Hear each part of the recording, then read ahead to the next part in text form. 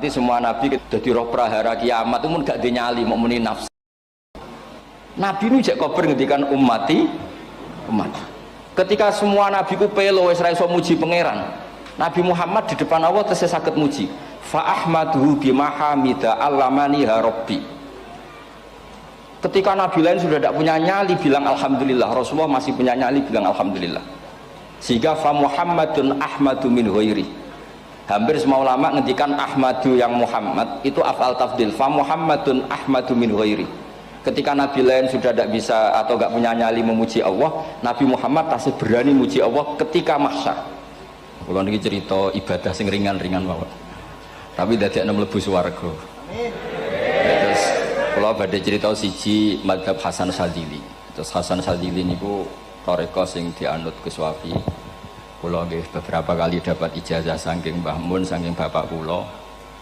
Di antaranipun nggih pesen teng Gus Wafi, sebagian lewat kula ziarah teng Barozak nggih. Barozak Termas. Abdul Hasan Asyadzili itu nate pas teng dalem ditamoni pemuda. Pemuda niku ngrutu. Di kampung kami banyak maksiat, di kampung kami banyak kesalahan. Niku sepundi? Jawab Abdul Hasan Asyadzili niku ringan. Sing jelas mboten sragen. Contohnya mboten sragen. Sakjane nggih persis, tapi zaman niku dereng ngeten sragen. Kok tenggen kula kathah maksiat ngeten-ngeten. Jawab Abdul Hasan Asyadzili enteng mawon. Man ahabba alla yu'sawaha fi ardi alla yu'sawahu fi ardi faqad ahabba alla tadhara maghfiratu wa alla tadhara syafaatuhu sallallahu alaihi wasallam. Dadi wong bayangno donya ora ana salah iku padha karo ora kepengin roh ghafure Allah Subhanahu wa taala. Mulane mazhab Syadzili paling bandel, ngurusi wong bandel paling bandel nggih mazhab Syadzili. Angger kiai Syadzili iku ora umate macam-macam. Mane teng Indonesia niku penak, sing keturunan putih seneng Nabi, sing ireng nggih seneng Nabi, sing ra keturunan nggih seneng Nabi. Mulane setan niku bingung. Nyongkone sing seneng Nabi keturunan putih tok, sing seneng keturunan ireng ya seneng Nabi. Sing ra keturunan ya seneng Nabi. Sing lakenan ya seneng Nabi. Jadi kelompok itu kathah sangat. Ini penting kalau aturaken mergi madhab Syadzili niku pancen dados pembanding madhab Sayyid Abdul Al-Haddad. Madhab Abdul Hasan Asyadzili niku sing paling masyhur diriwayataken dening Shahibul Hikam. Mergi Ibnu Athaillah As-Sakandari muridé Abdul Abbas Al-Mursi, Abdul Abbas Al-Mursi muridé Abdul Hasan sinten Asyadzili. Niku madhab ingkang bener-bener jadi pembanding.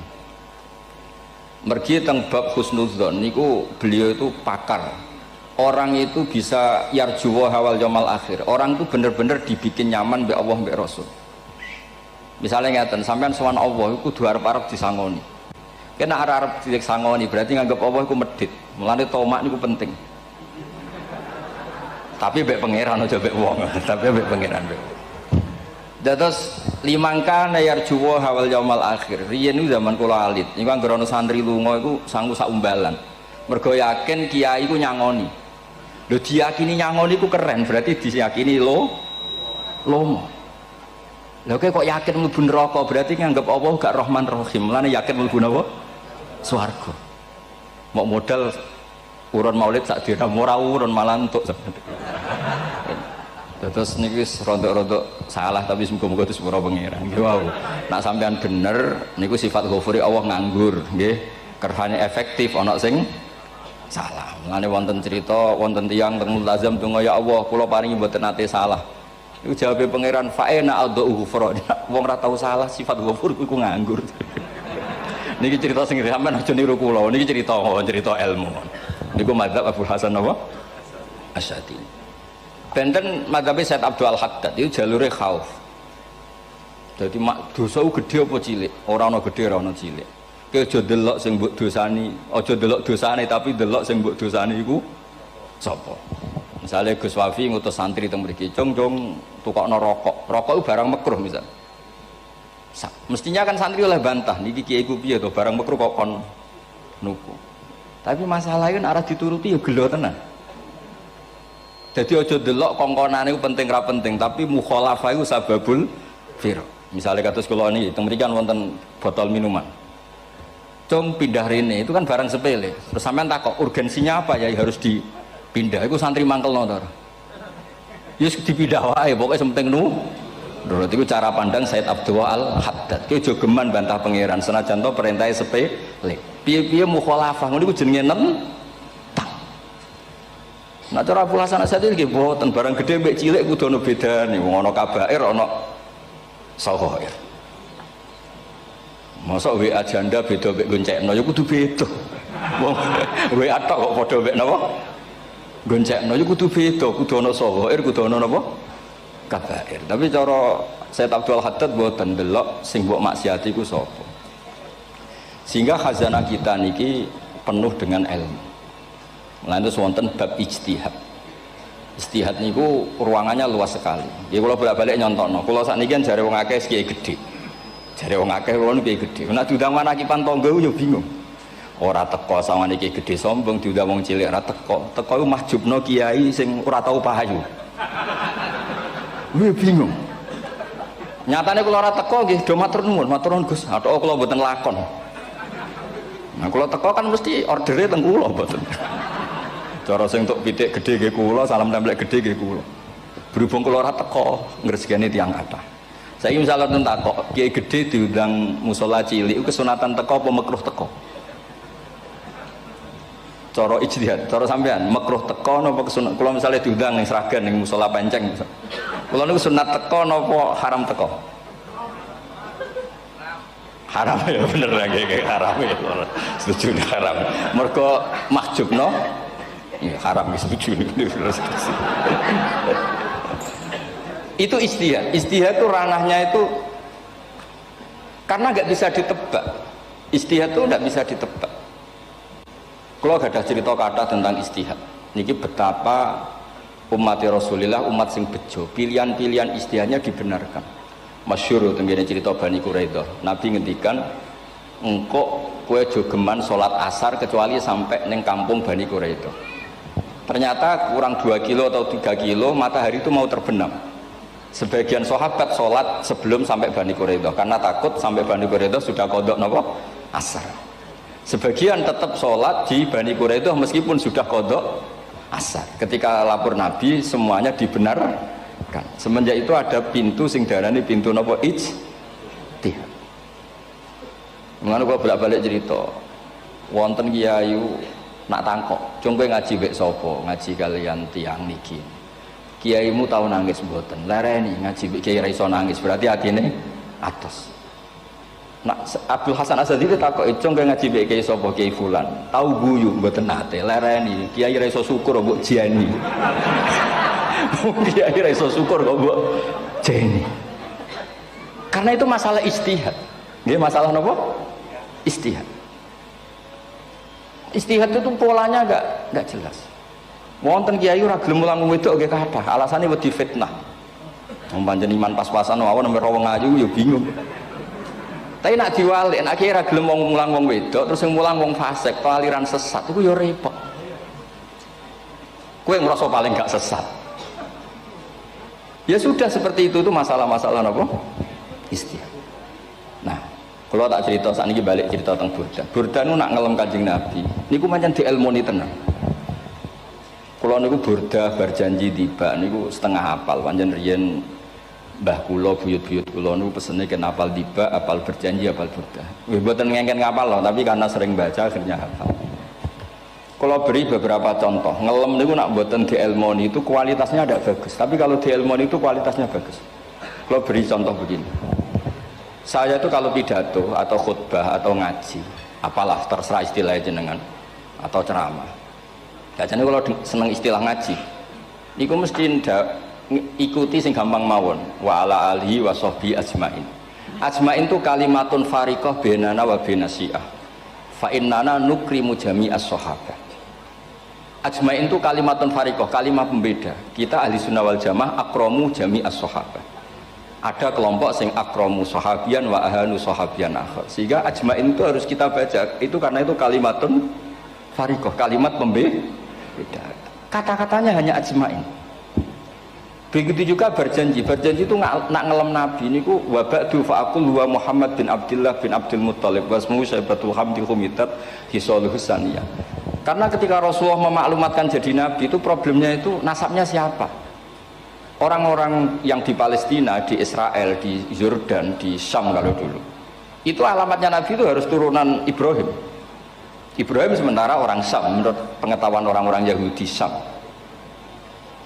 Maka saya berjanji menunjukkan dulu kalau nasabnya Muhammad itu ini. Terus sampai warafuhu ilal khalili Ibrahim, terus ila dhabi Ismailan nisbatu wa muntama. Terus setelah itu terus beliau ngendikan wa adnanu bila raibin inda dzabil ulumin sabiyah ila dzabihi Ismailan nisbatu wa muntama. Terus ketika berjanji di Karang itu sudah ada faham-faham yang seakan-akan babahnya Nabi itu ada masalah.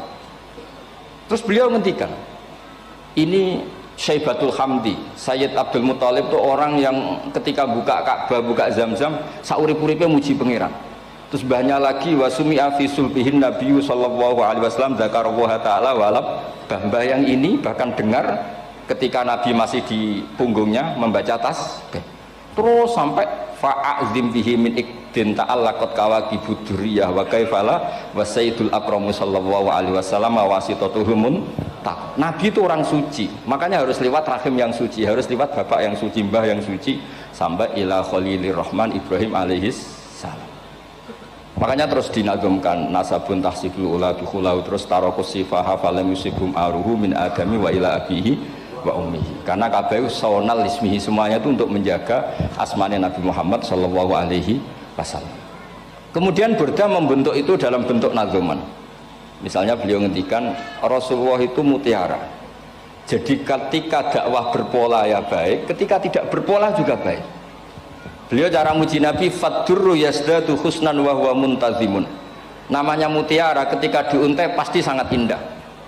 Tapi terus-terusannya itu wale sayang pusu qadran ghairu muntazimi. Tapi namanya mutiara, mbok berserakan pun tetap indah. Jadi unik. Jadi ketika beliau uji Nabi dakwah tertib pernah. Sholat tuh harus begini, harus begini, harus begini. Beliau sholatnya tumak ninah tertib. Tapi Nabi pernah sholat gak tertib. Duhur tuh 2 rakaat. Mana anak kiai rodok lalinan itu ya anak sana tuh. Duhur itu 2 rakaat. Tapi barokahnya Nabi duhur 2 rakaat diketahui cara sholat kalau salah itu gimana. Umpama Nabi sholatnya bener terus, itu akan kesulitan kita solusinya ketika ngalamin apa? Kesalahan. Makanya Nabi ngendikan ma kuntu ansa walakin unas sali as-sunnah. Aku mestine ra tau lali, tapi didesain lali biar bisa jadi sunnah. Wonten tiyang salate suwi, maca surat Baqarah. Wonten tiyang badhe njupuk wedhuse lah cara Indonesia. Bareng kesuwen diambeke mufaraqah. Walhasil Mu'ad matur Nabi, ini munafik di tengah-tengah sholat kok mufaraqah. Si penggembala unta ini juga ngeklaim, ya Rasulullah imam kita tidak benar, sholatnya kesuwen. Pikirannya wong ora belok imame. Ternyata Nabi gak belok sing ngangon. Afattanun anta ya Mu'ad. Wong imame wong seragen surat Baqarah. Wis pokoke kulhu wae. Jadi Islam itu segampang itu, semudah itu. Sehingga wonten tiyang niku isane maca kulhu, rakaat lagi kulhu, saniyah nggih kulhu, pokoke kulhu sampai sok makmume ku mangkel. Waduh, si imam iki gak keren, mosok main napa?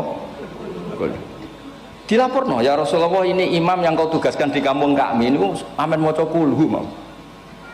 Ditimbali be Nabi, kenapa kamu baca kulhu terus? Li annaha sifatullah, karena itu sifatnya Allah. Maka saya senang mengulang-ulang sifatnya.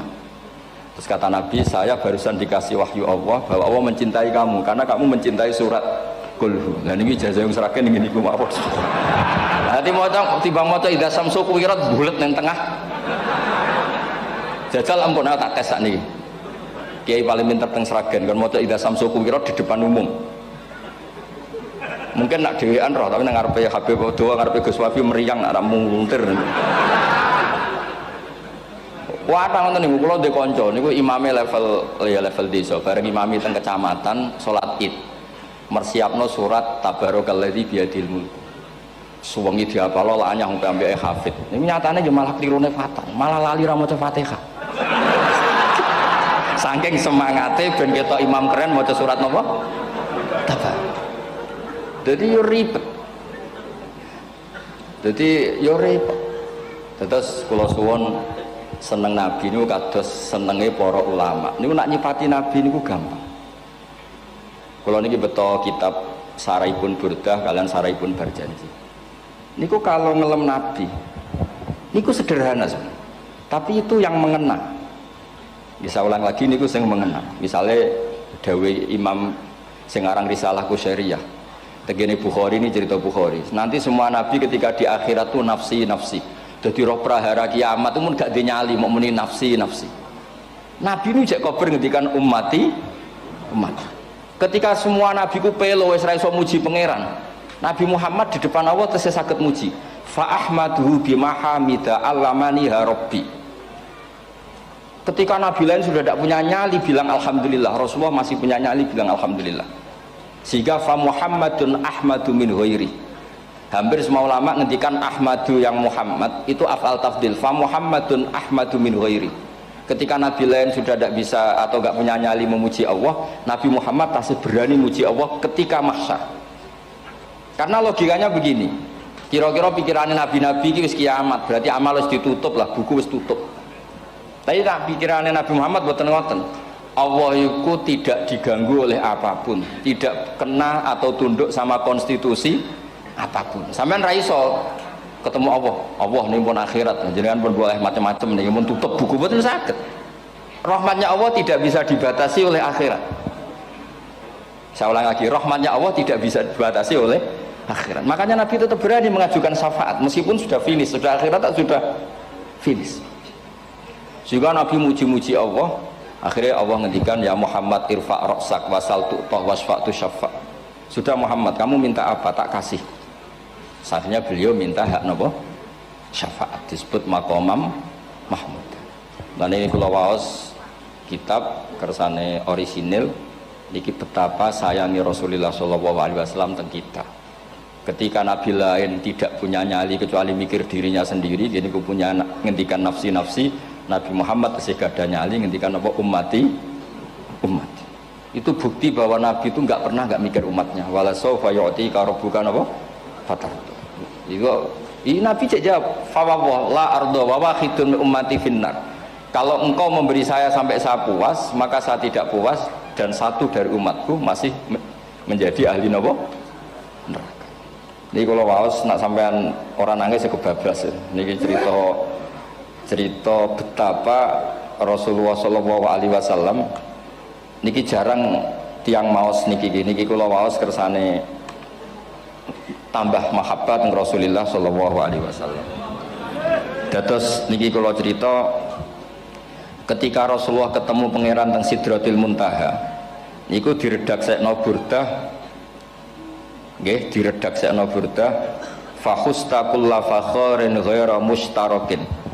Engkau mendapat kehormatan yang tidak tersaingi. Fakhusta kulla fakharin ghaira mustarakin. Jadi engkau mendapat kehormatan yang tidak akan tersaingi. Wajusta kulla maqamin ghaira mustahami. Atau wakhusta kulla maqamin ghaira mustahami.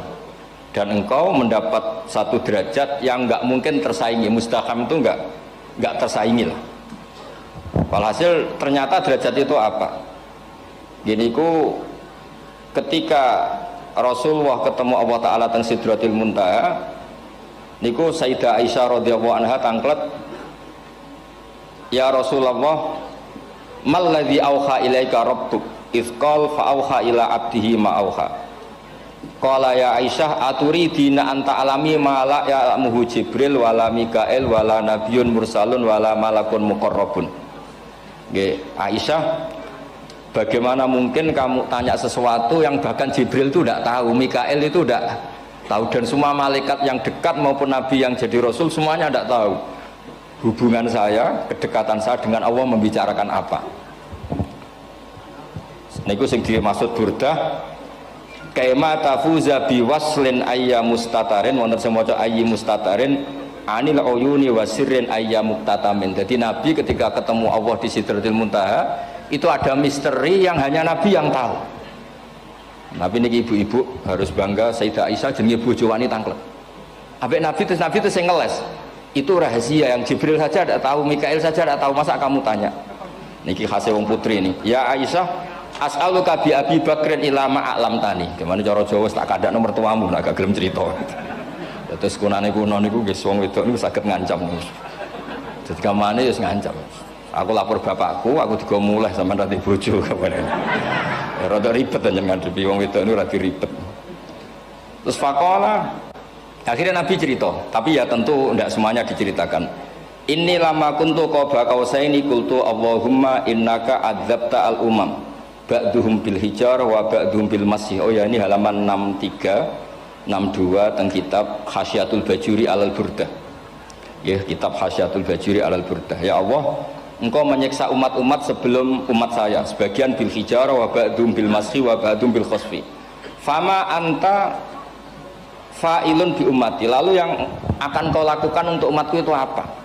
Reputasi jenengan sama orang-orang yang durhaka itu selalu menyiksa. Ada yang pakai batu, yang dilikuifaksi, ada yang pakai ini. Mosok umatnya kekasih jenengan podo ngoten. Berarti Nabi ku pun nego lah, nego supaya gak sama. Faqala unzilu alaihimur rahmah min ananis sama wa ubaddilu sayiatihim hasanat. Ndak, saya ndak seperti itu dengan umatmu. Waman sa'alani a'taituhu waman tawakkala saterusé. Terus wa fid dunya asturu alal usad wa fil akhirah usyaffi'u kafihim. Orang-orang yang masih maksiat di dunia tak kasih hak tobat, dan nanti di akhirat tak kasih hak syafaat. Engkau tak kasih hak syafaat. Mulane ini penting dingertosi, bilih ukuran Nabi baik itu gampang nak sampean ngaji ngangge ilmu. Syafaati li ahlil kabair min ummati. Sok syafaatku kanggo ngomong sing salah akeh. Wong Nabi ku ora melok dosa kok mikir nyafaati. Nek rapi-apike wong ora mungkin. Wong sing dosa iku sampean, sing salah sampean, sing mikir solusine Kanjeng Nabi. Lho wong kok apikane ngono iku gak mungkin ta wong piye. Wong sing salah iku sampean, sing diutang yang sampean, sing kasus yo sampean, sing mikir Kanjeng. Nah itu cara ulama ngelem Kanjeng Nabi. Mulane khodam tuhu bimadikhin astaqilu bihi dzunuba umrim madha fi syi'ri wal khodami. Dadi aku ngelem Nabi iku sebagai bentuk ngelem sing dadekno dosaku ben disepuro pangeran. Misalnya kita suka Alphard, muji Alphard, suka Innova, muji Innova, suka kebun, muji kebun. Sing ribet ku nak suka hewan, seneng kucing nggak ngelem kucing. Lho bareng ngelem Kanjeng Nabi kok ora iso. Lane jari Burdah, aku iku ngelem apa tau iso, mosok aku ora tau ngelem Kanjeng Nabi. Makanya terus beliau hidupnya, kemampuan syairnya didedikasikan hanya nggo ngelem Kanjeng Nabi Muhammad sallallahu alaihi wasallam. Makanya terus ngendikan wa muli kholasi khaira multazim. Saya dedikasikan kecerdasan saya untuk ngelem Kanjeng dan Nabi, dan itu solusi terbaik. Lalu nak ngelem Kanjeng Nabi kadang kebablasan, sampai dikritik banyak ulama karena kebablasan. Gini masyhur beliau ngendikan wala yadi ka rasulullah wa ijahu kabi idzal karimu tajalla bismi muntaqimi. Wonten naskah sing tahalla juga wau teng mriki diwaos napa tahalla napa tajalla tahalla ya. Wonten naskah tahalla wonten tajalla artosipun ngeten. Ya Allah, nabimu ini engkau gelari nabi yang ar-raufur rahim, sebagaimana yang sering disebut Habib Ali Al-Habsyi.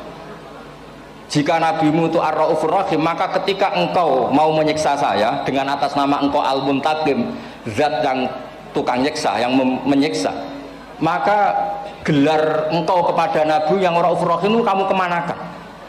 Jenengan kudu konsisten, terus kadung ngarani nabi jenengan raufur rahim. Maka sifat jenengan yang muntakim jangan pakai dulu, karena saya ini umatnya Nabi yang kamu beri gelar Raufur Rahim. Paham tak jenengan? Maksudnya ya aja sida nyiksa wong kadung mbok arani Raufur Rahim. Dadi wala yadi ka Rasulullahi jahu kabi idzal karimu tajalla tatahalla bismimun takim. Terus sekarang Burda jenenge Muhammad. Allah kadung janji wong sing jenenge Muhammad ora bakal disiksa. Sebetulnya maknanya ya Muhammad Sayyidul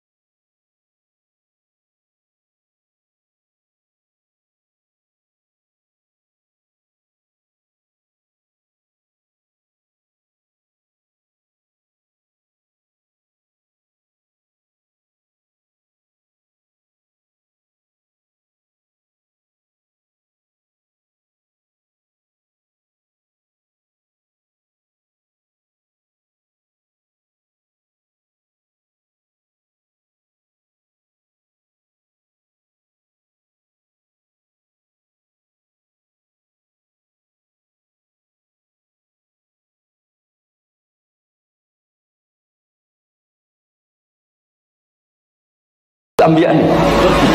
Tapi ketika ono panggilan Muhammad ke depan, Muhammad gak boleh disiksa. Jeneng kula nggih Muhammad. Terus Burdan saking yakinnya ngendikan fa inna li zimmatan minhu bi tasmiyati Muhammadan wa huwa afal khalqi bi zimman.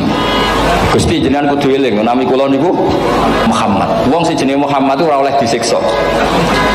Padahal maksudnya ora oleh disiksa kan kanjeng Nabi Muhammad, tapi piyambake namine Muhammad. Terus ngendikan malih in ati dzamban fama ahdi bimun taqidi minan nabi wala habli bimun sori. Gusti kula pun iman mbek jenengan. Iman itu nilainya tertinggi. Jenenge iman nilai tertinggi, maka iman enggak bisa dibatalkan hanya karena saya salah. Jadi pangeran kok diruwayu, dipaksa kudu ngakoni nek dene umat Rasulullah sallallahu alaihi wasallam dan in ati lamun nekani ingsun damkan ing dosa. Fama ahdi bimuntaqidin, maka perjanjian saya dengan engkau tidak boleh dibatalkan. Itu termasuk hebatnya umat Rasulullah sallallahu alaihi wasallam, apapun salahnya niku tetap diakoni umat Rasulullah sallallahu alaihi wasallam. Mergo termasuk kelebihan Nabi itu gak ada hak napa? Syafaat. Ya eling-eling termasuk kelebihan Nabi gak ada hak napa? Syafaat. Meskipun kita tetap khawatir jenenge dosa ke istighfar, tapi aja dadi putus asa mergo napa in anti dzamban fama ahdi bimuntaqidi minan nabi wala habli bimun sharim. Terus niku cerita madhe ulama teng Rasulullah sallallahu alaihi wasallam. Mereka milih kata-kata sing wong apik eling terus. Nggih eling terus. Wau kados wau fadru yasdadu husnan wa huwa muntazimu wa laysa yang kusukotron heramun. Jadi dulu tuh pernah ada faham-faham sing cara zahir hadis iku abai Nabi itu seperti ini cara zahir hadis. Tapi ahli sunnah wal jamaah itu di pendapat bapake Nabi babe Nabi ku min ahlil jannah. Mergo apa? Wa kaifala wa sayyidul akramu sallallahu alaihi wasallam wasitatul mun taqwa. Nabi itu orang suci, pasti lewat rahim-rahim yang suci. Minal aslabi thahira ilal arhamiz zakiyatil fakhira. Itu logika yang dibangun sehingga terus mantep baru kayak wau mau sedibak mau berjanji kiakan wong Islam an nabi min abihi wa ila jaddi wa ila jaddi jaddi sampai Adam niku kabeh tarokus sifaha falam yusibhum aruhu min adami wa ila abihi wa ummi. Begitu juga masalah iman. Soal misalnya ada pertanyaan ilmiah, lalu Ibrahim gimana? Karena nanya Azar itu kafir. Zaman ada Nur Rasulullah sallallahu alaihi wasallam, Azar belum kafir. Setelah intikal ke Ibrahim baru Azar kafir. Atau ada yang menjawab istilah abun di situ itu majaz. Sebenarnya Azar bukan bapak kandung tapi apa? Paman. Selalu ada jawaban ilmiah dari ulama-ulama ahli sunnah wal jamaah. Tapi kalau pesan teng jenengan sementing niku mau diba berjanji napa burdan ada 1-2 bait yang jenengan tahu maknanya sehingga nanti kualitas mahabbah kita, kualitas kecintaan kita pada Rasulullah sallallahu alaihi wasallam niku tambah. Misalnya ngeten kula kan nekuni tafsir ya. Ada ayat rubama yawaddul ladzina kafaru law kanu muslimin. Niku hampir semua fasir konsensus sepakat jengben nek wong Islam mlebu neraka. Niku sampean kudu donga, nek mlebu neraka muga-muga jejer wong kafir sing kecangkeman. Niku dinyek. Jarene iman nekani mau oleh jutene neraka padha wae aku. Apa meneh misale sampean hafal Quran jejer wong sing hafal jare kapit kok ora mlebu napa? Neraka. Kudu ana sing ngenyek. Mergo Allah nu tersinggung sakwise ana wong sing napa? Ngenyek. Akhirnya Allah tersinggung. Niku sing diceritakno tiba. Wa izzati wa jalali la ja'altu man akhlasa li bisyahadati kaman kadzdzaba bi adkhiluhumul jannata bi rahmati. Ora iso wong dekne tauhid apapun salahe wong dekne di tauhid ora ngarah dadi ahli neraka selawase kaya wong kafir. La ja'altu ora bakal gawe sapa ingsun man akhlasa li bisyahadah orang yang tauhidnya benar kaman kadzdzaba bi sebagaimana orang yang tidak bertauhid sama saya adkhiluhumul jannata bi rahmati. Padahal Allah dilapuri malaikatnya kira diprovokatif. Malaikatnya lapure wajadnahum asrafu ala anfusihim wa wajadna amalahum minadz-dzunubi ka'amsalil jibal. Jare pangeran wis timbang semuti Gusti wanane salah tok. Reputasine salah tok. Zira annahum yasyaduna alla ilaha illallah wa anna muhammadar. Niku jawabe pangeran wa izzati wa jalali la ja'altu man akhlasoli kaman kadzdzaba bi adkhiluhumul jannata bi rahmati. Nah, lafat-lafat seperti ini kita akan punya harapan ketika ndelok umat sing carane iman tesih blepotan, carane sholat cek blepotan, carane zakat cek blepotan. Kita selalu punya harapan barokahnya iman, barokahnya mahabbah ning Rasulullah sallallahu alaihi wasallam, mereka tambah hari tambah baik. Jangan beragama yang tidak punya harapan, karena agama ini bagi yang punya harapan. Dimangka yarjuwa wal yaumal akhir, bukan yang tidak punya harapan. Kanjeng Nabi sekaruan Nabi orang terbaik dilarani wong Taif, disiksa wong Mekah. Niku malaikat usul kula siksane ya Rasulullah karena mereka menghina kekasih Allah. Mereka ada iman. Nabi masih punya harapan. Mungkin mereka ada iman. Tapi asallah ayyukhrija bal arju ayyukhrijawah min aslabihim may ya'budu wa la yusyriku bihi syai'an. Anak bapak orang iman, aku cek diharapan anak putune iman. Dan sedekah Rasulullah sallallahu alaihi wasallam. Sani kata bapak era poso, anaknya melok TPQ, bareng poso juk gendong, akhirnya bapak izin melok poso.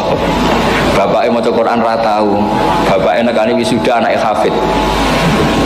Mana bapaknya serah kena dibentuk, ya harap-harap nopo anaknya.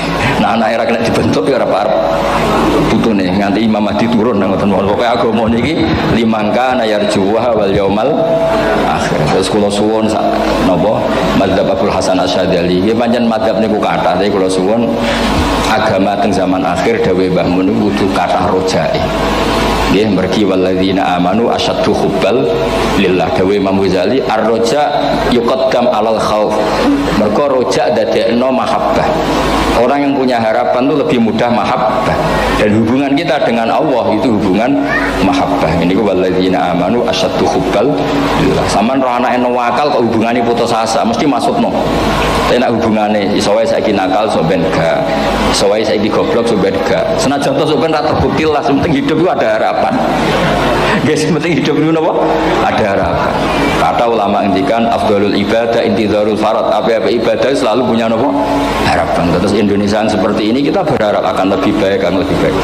Wong cilik kula niku sing jilbaban mau keluarga ketok. Saniki kathah tiyang napa?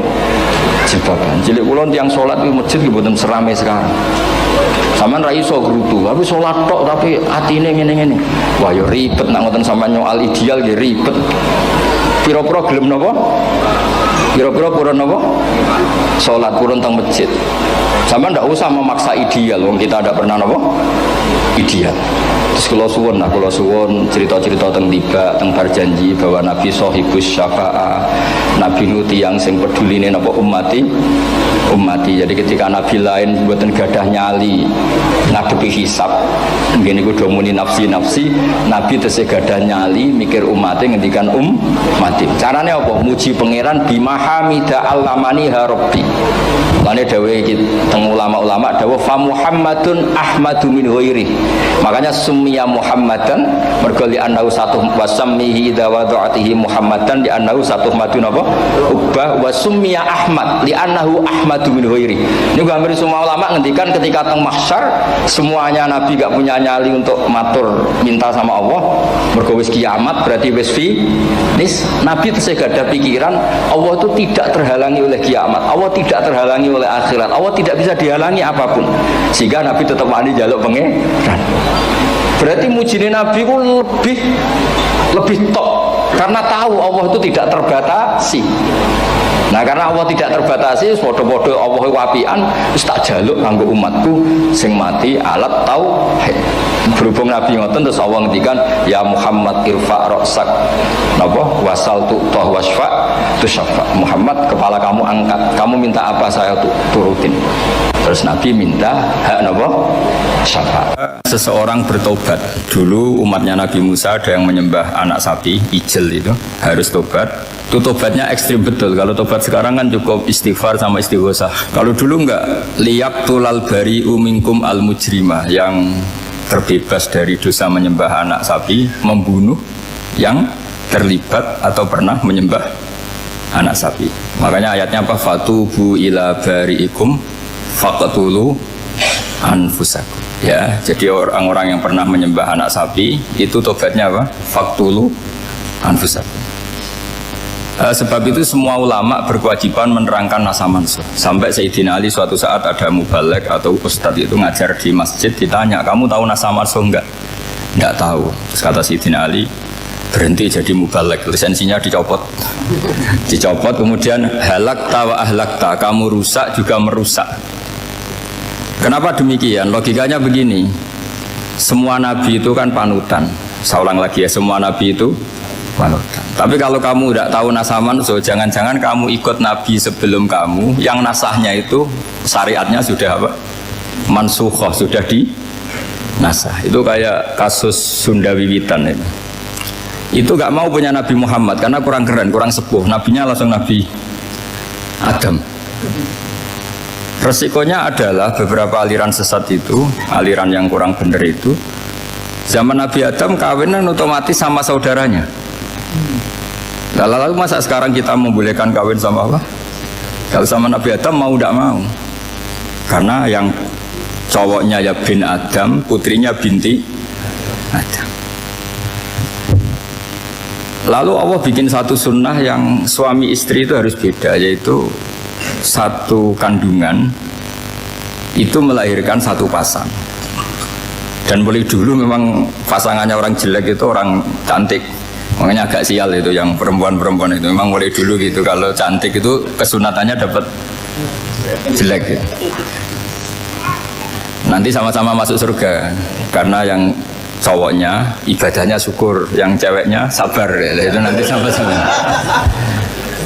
Nah kebetulan si Qabil itu ganteng sekali Qabil. Berpasangan dengan Labuda itu jelek gembrot, pokoknya tidak cantik. Enggak lah, kebalik. Qabil itu berpasangan sama Iklimah. Jadi Qabil ganteng, punya adik kandung namanya Iklimah, itu cantik sekali. Yang Habil itu rapati apa? Berarti yang Habil apa? Ya rapati ganteng, berbarengan dengan Labuda juga rapati cantik. Nah karena tadi ya berarti Qabil bareng siapa? Iklimah, Habil, Labuda. Maka untuk kawin ini nggak boleh satu kandungan. Jadi dulu karena nggak ada perbedaan ibu bapak, mau tidak mau beda, yang penting beda. Yaitu akhirnya apa? Qabil dapat Labuda, yang Habil dapat Iklimah karena beda kandungan. Itu sudah cukup. Nah, akhirnya kan nggak terima si Qabil, masa orang ganteng dapat orang jelek. Jadi mulai dulu tuh maunya orang ganteng ya dapat orang cantik, nggak terima. Tapi Allah ngatur seperti itu. Akhirnya terjadi percekcokan. Nah, dulu itu semuanya itu religius, sehingga ukuran percekcokannya masih religi, yaitu ya gini saja, kita ngadakan kurban, yang diterima itu ya menang. Ya ternyata dalam kompetisi itu yang menang siapa? Habil. Akhirnya Habil jadi menikahi siapa? Iklimah. Kalau sekarang kompetisinya kan siapa paling kaya ya menang, lebih gampang. Nah kemudian bayangkan misalnya, ya saya ini menerangkan asa mansuh. Kita semua sering ngomong, sering berkoar-koar, sering menyarankan atau mewajibkan para nabi itu panutan dalam semua perilakunya. Ternyata ada beberapa perilaku yang sudah dinasah atau dihapus ketentuannya oleh syariatnya Rasulullah Shallallahu Alaihi Wasallam. Maka mengenali asa mansuh itu keharusan dalam ulumul Quran, ya. Makanya Allah mengatakan apa? Manansakh min ayatin aw nunsiha pasti na'ti bi khairim minha aw misliha. Jadi saya nerangkan nasah masa itu dua sesi. Satu sesi antar nabi, dua di internal syariatnya apa? Nah, sekali saja hari ini toh sudah, setelah itu anggap pinter sudah. Kalau sudah jangan tanya lagi. Nah, ada beberapa lagi syariat yang masalah metode. Dulu Nabi Nuh itu dibolehkan oleh Allah saking mangkelnya sama orang kafir. Saya ulang lagi, orang kafir itu kan biadab sekali, nempat buminya Allah, makan rezekinya Allah, kemudian mengkafirkan Allah. Pikirannya Nabi Nuh, orang biadab gini nggak layak hidup, itu pikirannya Nabi Nuh. Kalau dia pakai militer, tidak punya militer, ya pakai langit akhirnya. Pakai kekuatan langit, beliau berdoa, Rabbi la tazar alal ardi minal kafirina dayyar. Innaka intazarhum yudillu ibadaka wa la yalidu illa fajirong kafar. Ya Allah, mereka ini orang-orang kafir, padahal pakai bumi engkau, pakai rezeki engkau, matikan semua saja, jangan sisakan satupun. Karena kalau masih sisa, nanti anak turunnya ya gitu, gennya gendo ya pasti melahirkan gendo. Gen wala yalidu illa fajirong kafar. Kalau kamu sisakan pasti melahirkan generasi gendol lagi, kafir lagi. Dituruti sama Allah. Kecuali orang 80 yang ikut Nabi Nuh. Nah, orang 80 yang ikut Nabi Nuh ini selamat karena iman. Maka generasi yang sekarang ini termasuk saya semua ini semuanya turunan orang iman. Maka kita ini punya dua status. Satu, Allah kadang manggil kita ya Bani Adam karena faktanya kita turunan Nabi apa? Adam. Panggilan kedua adalah zurriyataman hamalna ma'nu. Orang-orang sekarang itu pasti turunan orang yang ikut perahunya Nabi Nuh. Jadi nasab kita ini sudah steril. Sudah tidak ada nasab lewat kafir karena yang kafir sudah habis. Semua orang sekarang itu turunan Nabi Nuh, yaitu disebut apa? Zurriyataman hamal nama. Itu sekitar orang 80. Nah, oleh Allah Subhanahu wa taala syariat seperti ini pernah dituruti, yaitu akhirnya mereka mati semua kecuali orang 80 yang mukmin. Tapi uniknya Allah apa? Era Rasulullah sallallahu alaihi wasallam, Nabi kita Nabi Muhammad itu diutus rahmatan lil alamin. Ketika Nabi didustakan, diusir, disakiti, malaikat gunung, beberapa malaikat sing ahli adab spesial eksekutor lah kira-kira gitu. Muhammad, kamu bilang saja ke saya kalau kamu ingin orang-orang Mekah Abu Jahal CS saya hancurkan. Tapi apa kata Nabi? Saya berharap kalau mereka belum iman, anak cucunya iman. Karena bagaimanapun sperma ya atau calon bayi atau calon keturunan itu kan ada fi aslabir rijal atau fi zuhurir rijal. Jadi kalau dalam ilmu agama itu gen manusia itu disimpan di apa zuhurir rijal apa di punggung lelaki, nanti dipindah ke arhamin nisa. Logikanya gini, ini dengerin ya, logikanya gini, misalnya Abu Jahal itu di situ ada orang namanya Ikrimah, itu anaknya Abu Jahal, itu orang mukmin. Akhirnya ya jadi orang alim. Abu Lahab itu di rahimnya di punggungnya ada perempuan namanya Darrah, akhirnya juga orang apa? Mukminah. Saya berikan contoh. Khalid bin Walid itu anaknya Walid. Walid itu musuh besarnya Rasulullah, tapi di punggungnya ada orang bernama Khalid. Ini dengerin. Nah, di punggung ini kira-kira Allah sudah tahu apa belum? Jawabannya sudah tahu.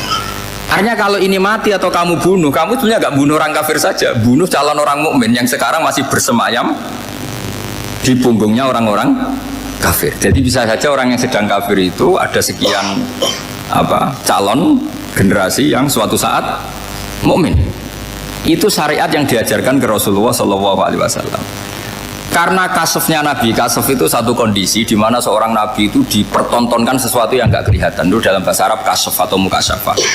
Nabi dipertontonkan ternyata banyak orang kafir yang di punggungnya itu ada calon generasi mukmin atau muslim. Akhirnya Nabi nggak berani. Jangan bunuh. Mungkin bapaknya ada iman tapi anaknya iman. Betul, Abu Jahal punya anak Ikrimah, Abu Lahab punya anak Darrah, Walid punya anak siapa? Khalid. Itu mirip seperti kita, bapak era sholat, anak ETPK sholat, akhirnya bapaknya katut sholat. Banyak nggak di Indonesia, bapaknya tidak bisa baca Quran, anaknya hafid. Nah, itu kalau bapaknya kamu habisi, tidak ada yang meselin. Makanya biarkan hidup saja. Nah, artinya gini, andaikan tidak ada ulama yang menerangkan nasa mansuh, dikira syariat Nabi Nuh itu abadan mu'abbadat, selamanya lama. Sehingga main teror sama orang kafir sah berdasar Nabi Nuh. Padahal kita sudah ganti Nabi, yaitu syariatnya Rasulullah SAW. Masyhur itu ketika Nabi ngendikan, saya tidak minta mereka dihukum, tapi ya Allah saya minta Allah mahdi qaumi fa innahum la ya'lamun. Mereka kafir itu karena tidak tahu. Sehingga ada periode. Loh, kalau perang itu beda. Perang itu konteksnya duel, itu tidak harus sama Abu Jahal, Abu Lahab. Ada penjahat mau bunuh kamu wajib perang nggak? Wajib. Penjahatnya meskipun muslim apa harus kafir? Meskipun muslim. Maka kata ulama fikih sebetulnya perang duel itu bukan syariat muslim sama kafir tok. Masih muslim sama muslim, misalnya ada orang mau merkosa istri kamu, terus dia pamit gini, saya muslim loh, beri hak loh. Nggak bisa. Saya penjahat loh, muslim, jadi kamu nggak boleh merangin saya, ngelawan saya kan muslim. Nggak bisa, tetap harus dilawan. Makanya kata ulama-ulama fikih, pertarungan sama musuh itu tidak harus sama orang kafir. Orang muslim pun yang mengganggu kehormatan kita, misalnya mau merkosa istri Anda, itu harus dilawan. Makanya Nabi ngendikan mangkutila duna mali fahuwa syahid, mangkutila duna harimi fahuwa syahid. Orang yang mati karena membela kehormatan keluarganya atau hartanya, maka dia mati syahid. Dan penjahat yang mati ini muhaddarun damu, diabaikan sehingga nggak kena kisos, membunuhnya nggak kena. Misalnya ada penjahat membunuh kamu, kamu duel menang, kamu nggak kena kisos karena ini muhaddarun damu, diabaikan kehormatannya. Padahal dia muslim, apa? Muslim. Ini perlu. Jadi ini mengaji ini agak jelimet tapi gampang. Kan kalau paham nggak paham selesai, jadi yang nggak baca selesai gitu. Sehingga kalau nggak ada nasa mansuh, maka orang selalu berpikir pokoknya yang penting ikut Nabi. Nah itu bahayanya kalau Anda tidak tahu detail. Jangan-jangan syariat yang kamu ikuti itu syariat yang sudah berstatus mansukhoh, telah dicabut. Dan itu banyak. Makanya kata Sayyidina Ali ketika ada orang ngajar nggak tahu nasa mansuh, halakta wa ahlakta, kamu rusak dan merusak orang lain. Seperti tadi pernah ada kawin itu satu turunan, yaitu era Nabi Adam. Masa kita sekarang kawin sama satu turunan, kan nggak mungkin, ya kan? Pernah ada membumi hanguskan orang kafir, yaitu syariatnya Nabi Nuh. Itu dihapus oleh syariatnya Nabi Ibrahim dulu, yaitu Nabi Ibrahim menghentikan apa? Faman tabi'ani fa innahu minni wa man asoni fa innaka ghafurur rahim. Ya, kalau orang ikut saya ya Allah ya pasti golongan saya. Kalau yang masih maksiat, masih balelo, saya berharap engkau ampuni. Akhirnya banyak orang kafir tobat. Coba era Rasulullah itu semua orang kafir Mekah itu kafir. Nabi belum wafat itu sudah ada 114.000 mukmin semua. Jadi Nabi menangi mayoritas orang menjadi mukmin dari mayoritas kafir, yaitu disebut wara'aitan nasa yadkhuluna fi dinillahi afwaja. Andai kan Nabi Muhammad pakai syariatnya Nabi Nuh, bisa nggak mengislamkan orang sebanyak itu? Nggak bisa kan? Maka ini penting mengenali nasah mansuh. Jadi periode cara wong Jawa maksud no tuntas, Robila Tadar itu pasot tuntas itu menghabisi itu habis di periode Nabi siapa? Nuh. Syariat itu sudah nggak dipakai lagi. Yang dipakai apa? Faman tabi'ani fa innahu minni wa man asoni fa innaka ghafurur rahim. Lah Nabi Muhammad ini nabi yang kena khitab anit tabi' millata Ibrahim hanifah. Jadi masternya Nabi Muhammad itu mentornya Nabi Ibrahim. Sehingga syariatnya ya faman tabi'ani fa innahu minni wa man asoni fa innaka ghafurur rahim. Tidak syariat Rabbila tadzar alal ardi minal kafirina daya. Jelas ya, jadi mengenali nasa mansuh itu penting sekali. Karena kalau tidak, Anda halakta wa ahlakta, kamu merusak diri kamu sendiri, juga merusak orang lain. Karena menfatwakan hukum yang sebetulnya sudah berstatus mansukhoh, hanya berdasar, itu kan syariatnya Nabi-Nabi dulu. Syariat yang apa? Syariat yang nggak pernah terhapus hanya satu, usuluddin, yaitu tauhid, itu sama. Tapi kalau syariat itu beda-beda, atau furu'iyah itu beda-beda. Yaitu tadi saya beri contoh era Nabi dulu, kalau ada pakaian najis dipotong, dibuang. Era Nabi Muhammad dicuci. Orang kafir dihabisi oleh langit. Era Nabi Muhammad nggak boleh, bahkan didoakan Allahumma hdi qaumi fa innahum la ya'lamun. Di Qur'annya apa? Wa inna haddum minal musyrikin astajaraka fa'ajirhu hatta yasma'a kalamullah summa ablihu ma'mana. Jadi kalau ada orang kafir nggak boleh main dihabisin mereka, beri peluang untuk mengkaji kitabullah hatta yasma'a kalamullah. Kalau mereka sudah berpeluang ngaji, harus summa ablihu ma'mana, harus dijamin keamanan. Ya, karena apa? Dzalika bi annahum qaumul la ya'lamun. Bagaimanapun mereka memang karena tidak tahu. Nah, kenapa tidak tahu? Enggak. Karena tadi mereka tertutup oleh kultur yang beratus-ratus tahun. Mbah-mbahnya mereka menyembah batu, menyembah berhala. Dia taunya itu ya Tuhan. Bagaimana Anda bisa menjelaskan sesuatu yang sudah beratus-ratus tahun, kan tidak gampang. Maka ada periode dimaklumi, apa? Kalau era sampean kan, mosok waktu disembah saking gobloknya orang, kamu lahir kan sudah nyembah Allah, tidak nyembah batu. Bayangkan kalau kamu jadi mereka. Wong perut kamu saja disuruh makan pizza sakit kok, karena saking lamanya makan sambal kan gitu. Kamu bilang perempuan Indonesia saja cantik kok, saking lamanya jadi orang Indonesia. Padahal orang Indonesia tanyakan orang Eropa, cantiknya di mana? Kamu lahir di Afrika, bilang orang Afrika itu cantik. Tanyakan orang Eropa, cantiknya di mana, hitam gitu kok. Jadi orang itu pasti terkooptasi oleh sekelilingnya. Orang Afrika akan bilang wanita Afrika itu cantik. Coba tanyakan orang Eropa, cantik apa enggak? Belas. Orang Eropa yang kulitnya gitu kata orang Eropa indah, kata sampean. Koyok anak kebo katanya boleh jadi. Jadi orang itu akan terkooptasi oleh sekelilingnya. Bayangkan kalau semua orang nyembah berhala terus kamu ndak, alasan kamu apa? Kan menentang mayoritas. Dan itu berat. Maka dimaklumi oleh Allah, dzalika bi annahum qaumul la ya'lamun fi manah panyeroh. Nah, pemakluman ini yang mulai sekarang terkikis. Orang main pukul saja enggak mau ngaji. Enggak mau ngaji Quran secara kafah. Jadi fatwanya Islam kafah tapi ngajinya Quran enggak kafah. Ngambil 1-2 potongan ayat dipakai dalil. Jadi Islamnya inginnya kafah tapi ngajinya Quran enggak. Kalau kafah ya hafal 30 juz itu. Kalau mau ya, kalau mau kafah ya hafal berapa? 30. Makanya saya sering bilang, saya sering dinasihati orang karena belum tahu saya ini hafal Quran. Apa harusnya Islam itu kafah? Kata saya ya dimulai dari konsep Islam itu kafah dulu. Apa ya hafal Quran secara kafah? Jadi ini penting saya utarakan. Bahaya sekali orang mengenali Islam tanpa mengenali nasah mansukh. Karena beberapa syariat Nabi sebelum kita itu berstatus mansukh. Terus contoh berikutnya, ini nasah mansukh antar Nabi apa khusus internal Nabi? Antar Nabi aja nggak selesai ini sampai subuh aja nggak selesai. Contoh yang paling keren mungkin cowok semua senang. Nabi Dawud dulu istrinya berapa? 99. Nah itu kalau masih halal itu kan berarti jenengan tuh punya istri berapa? Wah kan ngeri betul.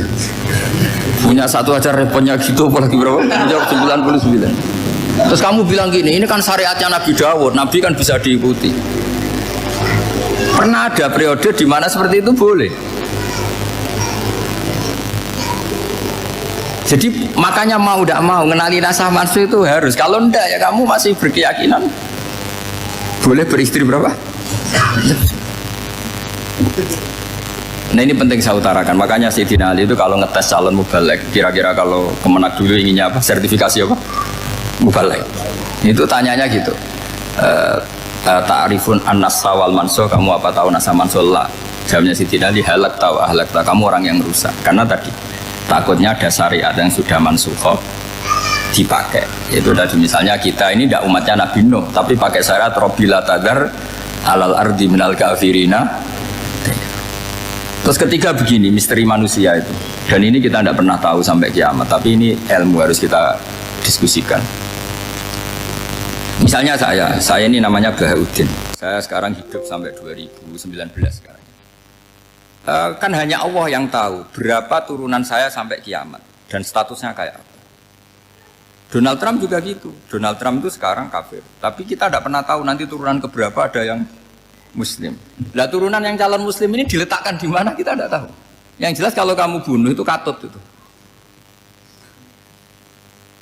Artinya gini, logika membiarkan orang kafir itu ya ada logikanya.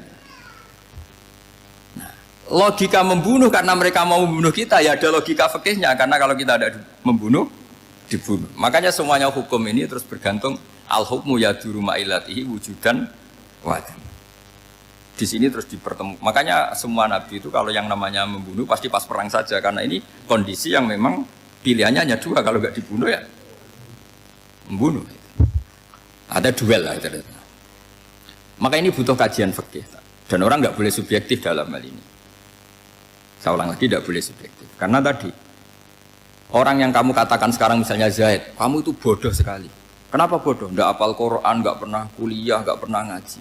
Ternyata Zaid ini bersemayam calon anak yang alim alama hafal Quran, namanya Umar, tapi masih jadi sperma. Suatu saat Zaid itu punya anak alim alama, kan banyak orang tidak bisa baca Quran punya anak hafid, banyak nggak di Indonesia? Banyak nggak petani yang punya anak dekan? Petani punya anak dekan, yang dekan punya anak naik kelas saja susahnya bukan main. Banyak kan? Nah ketika dibalik nanti ada dekan punya anak goblok, yang petani punya anak dekan pinter mana? Kita tidak pernah tahu, makanya ini kan ya sudah, kalau nggak pernah tahu ya bilang saja wallahu alam, kan selesai. Daripada keminter keliru kan ada wallahu alam. Makanya cerita favorit guru saya, Kiai Haji Maimun Zubair itu punya apa namanya Kiai Zubair. Itu cerita favoritnya itu ada santri namanya Soleh. Soleh itu alim alama. Orang Madura itu cara berpikir kan kalau kiai saja alim seperti itu apalagi bapaknya. Pas bapaknya main ke pondok, santrinya ada ribuan. Bapaknya main ke pondok itu sholat itu ya gak bener. Gak sesuai sunnah Rasul lah kira-kira gitu. Sudah sholat itu gak bener apa-apa gak bener. Masih ditakwil sama santri Madura karena orang Madura itu kultus. Mungkin khilaf itu satu khusus, pokoknya perlakuan khusus. Suatu saat saking bodohnya orang itu kenceng tuh pinggir musola. Wah ini nggak bisa ditakwil lagi, akhirnya nggak bisa ditakwil tuh nggak. Wah ini sudah nggak bener ini, nggak bener. Singkat cerita santri tadi nggak kuat matur ke kiainya, Pak Yai, jenengan sealim itu kok bapaknya segoblok itu. Kenapa? Ya, dia kenceng pinggir musola. Oh bapak saya tuh pinter sekali. Kok bisa? Karena beliau yang memutuskan saya mondok sampai saya jadi alim alama seperti ini. Yang bodoh itu mbah saya. Yang bodoh itu mbah saya kan.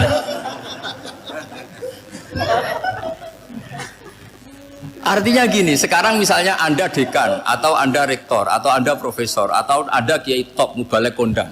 Anda mubalek kondang terus punya anak gobloknya bukan main atau apalagi anaknya ketangkep KPK. Yang satu anaknya orang bodoh jadi dekan. Kalau kompetisi ini pinter mana coba? Ada ahli metodologi tapi anaknya itu terlibat narkoba. Yang ini petani utun, anaknya dekan. Kira-kira kalau dikompetisikan pinter mana? Anaknya pinter petani tadi. Gitu. Yang ketika petani kamu vonis bodoh gitu. Tapi siapa tahu kalau ini menyimpan calon? Paham ya? Kita tidak pernah tahu. Makanya Quran selalu ngajari dalam ilmu sosial itu wa in adri la'allahu fitnatul lakum wa mata'un ila. Dalam ilmu sosial itu kita harus jawab tidak tahu. Karena mobil. Makanya saya tadi pagi ngaji di direktorat saya bilang, saya pernah diprotes orang, Gus kamu udah jelas 01 atau 02. Ya saya jawab gitu. Manusia itu makhluk yang paling nggak jelas gitu. Sekarang soleh suatu saat bisa saja nggak soleh. Yang sedang nggak soleh suatu saat soleh. Sesuatu yang mungkin rubah kok kamu fanatik itu gimana? Nalarnya itu gimana? Coba kita tahu dulu Wahsy itu pembunuh Hamzah, akhirnya mati mukmin ya enggak? Padahal orang yang sangat dibenci Rasulullah karena membunuh Sayyid siapa? Hamzah. Sa'labah yang tukang itikaf di masjid akhirnya su'ul Fatimah. Kita enggak pernah. Nah kalau enggak pernah tahu ya enggak usah terlalu fanatik biasa saja. Kayak jenengan seneng saya itu ya saya enggak tahu sampai kapan ya enggak tahu. Saya seneng sampean sampai kapan ya enggak tahu. Kayak suami istri itu. Pas nikah harmonis bulan madu sampai kapan bertanya. Yang jelas paling awet itu pasangan jelek itu pasti nggak awet. Makanya jadi guyonan tuh. Pasangan tuh jangan baik-baik nggak awet. Kalau jelek itu awet. Ternyata maksudnya cantik sama ganteng. Itu suatu saat pasti jadi jelek. Yang jelek sama jelek pasti jelek terus. Makanya jadi guyonan. Kalau pasangan jelek itu awet katanya. Tapi kalau pasangan baik, ternyata baik wajahnya itu pasti nggak awet. Suatu saat pasti jelek, tapi yang jelek awet. Karena mulai dulu ya jelek sampai itu. Awet jeleknya maksudnya bukan. Ya jelas ya, jadi saya mohon sekali ini ilmu. Sampai ndak urusan, ini bukan urusan cocok ndak cocok, tapi ilmu. Ilmu harus kita dengar bahwa syariatnya para nabi itu yang sifatnya furu'iyah, tidak usuliyah, tidak tauhid itu potensi rubah. Sehingga mengkaji nasah mansuh itu satu keharusan seorang ulama. Makanya setiap ada syariat nabi, hal hadis syariah mu'abbadah amla, mansukhoh amla. Karena potensi itu tinggi. Kita tahu dulu semua nabi sholat menghadap apa? Baitul Maqdis. Era Rasulullah dipindah ke Ka'bah. Tapi kalau kamu katakan total Baitul Maqdis ya tidak juga. Nabi Ibrahim mulai dulu madhabnya ke Ka'bah. Tapi kalau Nabi Musa ke Baitul Maqdis. Terus kamu bilang ini 01, 02 ya memang syariat jadi sesuatu yang furu'iyah. Nah, kenapa ini furu'iyah? Jawabannya sederhana. Ketika seseorang menghadap Ka'bah itu menghadap batu apa menghadap Allah?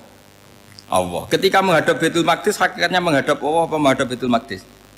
Allah. Maka menghadap Ka'bah itu sebenarnya masalah furu'iyah. Yang masalah usuliyah adalah inni wajjahtu wajhiya lilladzi fataras samawati wal ardh. Yang permanen adalah menghadap Allah Subhanahu wa taala. Cuma secara prosedur syariatnya secara zahir menghadap Ka'bah. Maka potensi rubah karena ternyata itu furu'iyah. Untuk kiblatnya itu furu'iyah. Yang permanen adalah menghadap ke Allah Subhanahu wa taala. Ini pentingnya. Jadi Terus sekarang masih antar nabi apa di internal nabi? Ini sudah mau selesai waktunya, sudah habis ini. Internal. Ini sudah selesai, ini sudah pas ini. Mohon Pak Andi. Oh. Jam ini sudah. Sampai mana tadi? Diteruskan apa enggak? Sudah ya, sudah kayaknya sudah. Biar kelihatan cerdas terus. Sekali pertemuan sudah pinter gitu. Berapa? Setengah jam sudah pinter. Gitu. Yang internal Nabi apa antar Nabi? Internal ya, sudah sekarang ke internal. Kalau internal lebih banyak lagi contohnya. Yang masyhur tentu masalah Baitul Maqdis. Dulu Rasulullah pernah sholat menghadap Baitul Maqdis 16 bulan. Berapa? 16 bulan. Kila 17. Pokoknya khilafnya hanya 16 dan 17. Kalau ada bilang 10 bulan berarti gak pernah ngaji. Khilafnya, karena khilafnya itu hanya 17 sama 16. Akhirnya sama Allah diminta disuruh menghadap ke Ka'bah. Saya ulang lagi, itu tetap masalah antar nabi sebetulnya. Begini, makom itu kalau dalam bahasa Arab bukan kuburan. Kalau di Indonesia kan makomnya Sunan Bonang itu kan kuburan. Kalau makom dalam bahasa Arab itu sesuatu yang pernah dipakai singgah, itu namanya apa? Makom. Lalu Rasulullah itu pertama di Medina itu madhep Baitul Maqdis itu 16 bulan. Orang Yahudi senangnya bukan main, sampai mereka bilang gini, Muhammad tuh gaya-gaya nantok punya agama baru, tapi kiblatnya ikut kita. Baguslah anak itu katanya, masih tahu diri katanya. Bagus katanya itu masih tahu diri. Jadi senangnya bukan main orang Yahudi, karena kiblatnya Muhammad sama dengan mereka. Ya tentu mereka jangkar Muhammad, bukan Sayyidina Muhammad atau Rasul Muhammad, karena mereka masih gak iman. Nabi itu ya agak tersiksa, karena beliau secara gen turunan Nabi Ibrahim dan kiblatnya Ibrahim itu Ka'bah. Agak tersiksa tapi sami'na wa ata'na tetap madhab ke Baitul Maqdis berapa? 16 bulan. Suatu saat Nabi Muhammad itu disuruh madhab Ka'bah. Ini dengerin. Akhirnya madhab ke Ka'bah. Apa yang terjadi? Orang Yahudi komentar gini, Muhammad itu gimana? Dia di perantauan rindu sama keluarganya, terus rindunya itu diaplikasikan jadi perilaku agama. Jadi dia madhab Ka'bah dianggap kangen. Kayak saya kan orang Rembang. Rembang itu apanya Jogja? Timurnya apa? Nggak, Jakarta itu mana Jakarta itu? Barat sana ya. Ibaratnya saya orang Jakarta, terus merantau di Jogja. Dulu kiblatnya itu menghadap ke timur, terus ketika menghadap ke barat, kata sampean, wah itu padunya kangen apa? Keluarga. Juga kurang ajar orang Yahudi. Jadi orang Yahudi itu memang paling pinter bully. Makanya kalau sampean tukang bully itu ya agak-agak, ya enggak. Saya tidak ngomong agak ya, pokoknya agak-agak. Ya. Pinter bully orang Yahudi. Makanya nggak ada orang debat sepinter orang Yahudi. Yang bisa ngalahkan hanya Tuhan itu. Orang Yahudi yang bisa ngalahkan hanya Tuhan. Lalu Sayyidina Ali orang paling terkenal cerdas. Itu kalau sama orang Yahudi itu pusing. Karena ya apa logikanya itu? Saya beri sekian contoh. Ada orang Yahudi tanya gini, Muhammad, kalau kambing mati itu yang bunuh siapa? Ya Allah, mati langsung itu. Agama kamu itu aneh, Mak. Yang langsung sentuhan Allah haram, tapi yang lewat tangan-tangan jahil manusia malah halal. Harusnya itu yang halal kan orisinil langsung Allah yang mundur. Jadi utaknya itu aneh, dari cara berpikir itu aneh. Nah cara sampean ini kan, nak halal pangan kue. Tapi Nabi kan nggak boleh bertutur kata kasar gitu. Kalau yang jadi Nabi saya untalan ngono kan gitu. Tapi Nabi kan nggak boleh kasar. Jadi Nabi itu problem karena nggak boleh apa? Kasar. Kalau kita kan gampang, ya nak halal untalan kan selesai, Pak. Tapi Nabi nggak boleh kasar gitu. Jadi enak, jadi nggak Nabi ya, sampean itu kan enak. Mau keliru ya pantas, mau apa saja pantas. Karena kan nggak panutan. Kalau Nabi nggak bisa. Meluruskan kebenaran itu harus tetap sesuai akhlak. Ya jadi agak kerepotan. Makanya punya Umar, alhamdulillah ada yang nggak perlu aturan gitu. Jadi enak. Jadi ya itu memang aturannya harus itu. Coba Nabi itu perang tapi nggak boleh bunuh. Kayak apa susahnya? Beliau jadi sasaran tembak tapi nggak boleh bunuh. Kalau sahabat kan enak, duel, relax, santai, bisa tarung. Kalau Nabi nggak boleh. Makanya Nabi meskipun ikut perang terus nggak ada sejarah orang yang dibunuh. Ya, hanya satu peristiwa itu pun dibaca orang kafir, ditangkis Nabi, pedangnya kembali ke dia mati. Tapi nggak ada yang Nabi. Karena Nabi kalau pembunuh nanti itu terus kayak pendekar kan susah juga punya Nabi kok. Habis perang misalnya Nabi tanya, Muhammad habis perang berapa? 1000. Ya repot juga punya Nabi mantan apa? Pembunuh, meskipun yang dibunuh orang kafir, tapi kan kayak apa ya? Fitrah manusia itu akan menolak kepemimpinan orang yang gitulah pokoknya nggak bisa diterangkan itu. Makanya Nabi itu nggak pernah bunuh, meskipun kayak apa musuhnya, tapi nggak pernah bunuh. Untungnya di sekeliling orang-orang yang tadi. Jangan bilang itu suka bunuh ya, pokoknya perang gitu ya. Perang dengan bunuh itu beda loh. Kalau perang itu fair apa? Fair. Sampai mana tadi? Nabi Ibrahim ya tadi. Makom tadi saya ulang lagi. Nabi Muhammad menghadap ke Baitul Maqdis itu hanya Allah nuruti. Ini loh Nabi betul.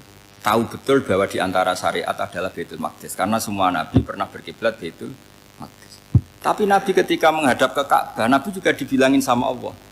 Ini loh syariat yang benar. Karena Ka'bah juga kiblat sing a'taku. Lebih tua ketimbang Baitul Maqdis. Maka disebut Ka'bah Atiqah. Ilal Baitil Atiq. Kalau Quran bahasakan Ka'bah apa? Wal yatawafu bil Baitil Atiq. Atiq itu tua sekali. Ya sudah. Ketika berstatus tua itu orang Yahudi seneng. Mergo roh kelirune Muhammad. Mereka nantang. Muhammad ayo debat terbuka. Nabi rawuh. Bagaimana Anda bilang Ka'bah itu kiblat tertua? Wong Ka'bah itu pertama yang menghadap sana itu ya kamu. Semua Nabi menghadapnya ke Baitul Maqdis. Terus Nabi Muhammad mulai berargumentasi ilmiah tadi. Enggak, Ka'bah itu kiblatnya Ibrahim. Jadi Ibrahim dulu itu yang mulai dulu kiblatnya itu di Ka'bah. Terus orang itu tanya, buktinya apa? Terus dijawab, fihi ayatum bayinatum maqam Ibrahim. Ternyata di situ ada jejak kakinya Nabi Ibrahim, yaitu batu yang diinjak beliau ketika bangun Ka'bah. Itu argumentasi ilmiah. Lah barang orang Yahudi kehilangan ilmu itu gobloknya orang Yahudi. Makanya yang bisa mengalahkan Yahudi hanya Allah Subhanahu wa taala. Luang Ibrahim saja golongan kita, pengikut kita. Ibrahim itu pengikut Yahudi. Wah, itu Nabi mulai senyum-senyum, mulai tertawa-tawa. Wah, itu goblok orang terdidik. Karena itu ibaratnya kayak kamu bilang Soekarno itu pengagum Puan Maharani. Kira-kira seperti itu. Soekarno itu pengikut Puan. Karena Yahuda itu Yahuda bin Yakub bin Ishak bin Ibrahim. Saya ulang lagi ya, nasabnya Yahudi apa? Yahuda bin Yakub bin Ishak bin Ibrahim. Jadi Ibrahim itu mbah keempat dari Yahuda. Tapi karena mereka kalah debat, Ibrahim itu pengikut Yahudi, itu sama dengan bilang apa? Soekarno itu pengikut Puan Maharani. Itu kan jadi aneh. Atau Gus Dur pengikut Mbak Yeni, atau Basim Asari pengikut Mbak Yeni, itu kan aneh. Wah, akhirnya sama Allah diingatkan. Makanya ada ayat ha antum haula hajatum fi ma lakum bi ilm falimatu hajuna fi ma laysa lakum bi ilm. Perjanjian debat ini semuanya harus ilmiah. Tapi kenapa perdebatan Anda malah ndak ilmiah? Harusnya orang Yahudi iftadohu, malu semua. Wah, semuanya Muhammad. Itu satu-satunya kekalahan orang Yahudi. Tapi ayat-ayat seperti ini itu enggak populer. Ayat ha antum haula hajastum fi ma lakum bi ilm falimatu hajuna fi ma laysa lakum bi. Jadi Islam betapa hebatnya Islam. Kalau debat harus ilmiah. Dan Kanjeng Nabi menantang, ini perjanjian kita debat ini ilmiah. Kenapa sekarang jadi tidak ilmiah? Yaitu kamu mengatakan Ibrahim itu pengikut Yahudi. Padahal Ibrahim dengan Yahudi itu dulu Ibrahim. Makanya ya mat kalah, mat. Tapi tetap ra Islam. Tapi nah, makanya terus Ka'bah dibuktikan ketuaannya lewat apa? Fihi ayatum bayinatum maqamu Ibrahim. Itu bukan makam kuburan. Karena makamnya Nabi Ibrahim tetap di Hebron, tempat di Palestina. Kira-kira itu Palestina. Jare Israel yo ning Israel, mbah menang di. Jare ning Israel yo ning Israel, jare Palestina ning. Saya pernah ziarah ke sana di Hebron. Di makamnya Nabi siapa? Ibrahim. Jadi jelas ya, jadi nasa mansuh itu ketentuan yang dikehendaki Allah Subhanahu wa taala untuk menguji loyalitas manusia, menanggalkan semua akalnya. Makanya saya mohon sekali siapapun yang ngaji saya dimanapun, sekali-kali manusia itu harus menanggalkan akalnya. Sekali Anda pakai akal, maka Anda akan ingkar dengan nasa mansuh. Nasa mansuh itu hukum yang direvisi, yang dibatalkan. Makanya orang Yahudi lagi-lagi pinternya orang Yahudi. Merovokasi orang-orang yang Islamnya belum kuat, diprovokasi gini. Ungzuru ila Muhammadin tahayyara fi din yukhillu yawman wa yuharrimu ukhra. Lihat itu Muhammad, dia kebingungan cara beragama. Kadang bilang A, besok bilang B. Jadi nasa mansuh dianggap satu bentuk kebingungan. Gak kurang ajar tapi. Wah, akhirnya sebagian orang yang murtad. Makanya Nasa Mansur itu satu peristiwa yang menjadikan banyak orang murtad. Karena diprovokasi orang Yahudi bahwa itu bentuk kebingungan Muhammad. Akhirnya terus saya qulu sufa minan nasi ma wallahum an qiblatimul lati kanu alaiha. Nah, kelirunya orang Yahudi adalah ternyata Nasa Mansur yang dipilih Rasulullah itu semuanya ada di Taurat dan Injil. Termasuk di Taurat dan Injil disifati dan Nabi yusolli ilal qiblatin, bahwa Nabi ini akan bersolat dengan dua kiblat.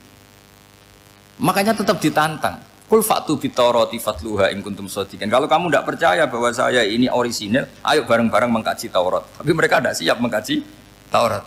Karena Taurat semuanya mendukung Rasulullah Muhammad SAW. Fatluha in kuntum shadiqin.